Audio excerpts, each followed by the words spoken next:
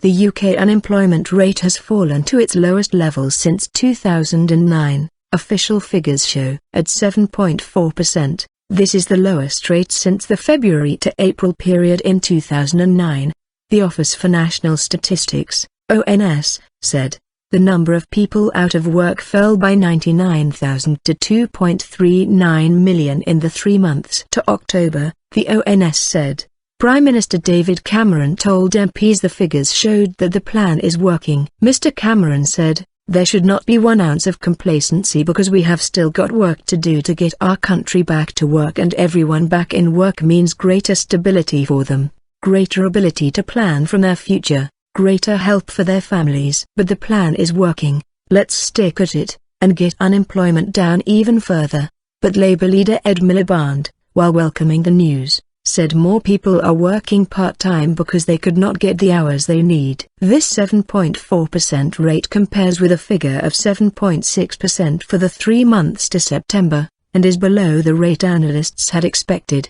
The number of people claiming job seekers allowance in November fell by 36,700 to 1.27 million. In Northern Ireland the unemployment rate was slightly higher at 7.5%. While Scotland's figure was 7.1%. England and Wales matched the national figure of 7.4%. The northeast of England had the highest unemployment rate, at 10.1%, while the lowest rate was 5.6% in the east of England. The northeast also had the highest claimant count rate at 6.1%, compared with the southeast, which had the lowest, at 2.3%. Earnings pressure. Average weekly earnings growth, including bonuses, picked up by 0.9% in the 3 months to October compared with a year earlier, the ONS said, a slight improvement on the 3 months to September. Excluding bonuses, pay grew by 0.8%. But this is still well below the level of inflation,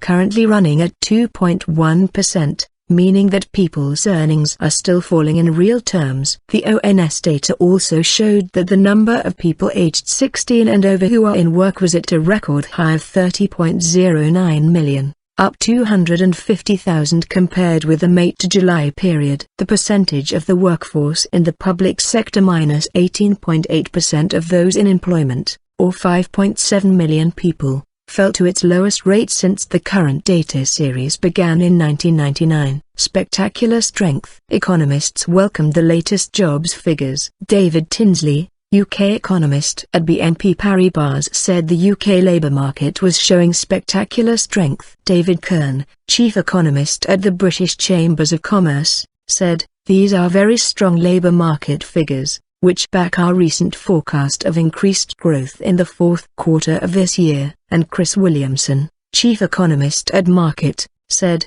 the official data are now confirming the upbeat signals from business surveys, which have shown the fastest rates of job creation since the late 1990s in recent months, as firms respond to a marked pickup in demand. The Bank of England has said it will not consider raising interest rates from their record low of 0.5% until the unemployment rate falls to 7%. But even then, Governor Mark Carney has said an interest rate increase is not guaranteed. The pound jumped against both the dollar and euro after the release of the jobs figures, as expectations rose that UK rates could rise sooner than forecast. The bank's 9-member Monetary Policy Committee, MPC, was unanimous in voting to keep interest rates on hold, minutes from its December meeting revealed, and to leave the central bank's £375 billion programme of quantitative easing unchanged. The MPC believes inflation could fall to its target level of 2% early in 2014, the minutes show, but it is concerned that sterling's recent 2% rise against other currencies could jeopardise the UK's economic recovery. The UK grew by 0.8% in the 3rd quarter of 2013, and the bank is forecasting growth of 2.8% next year.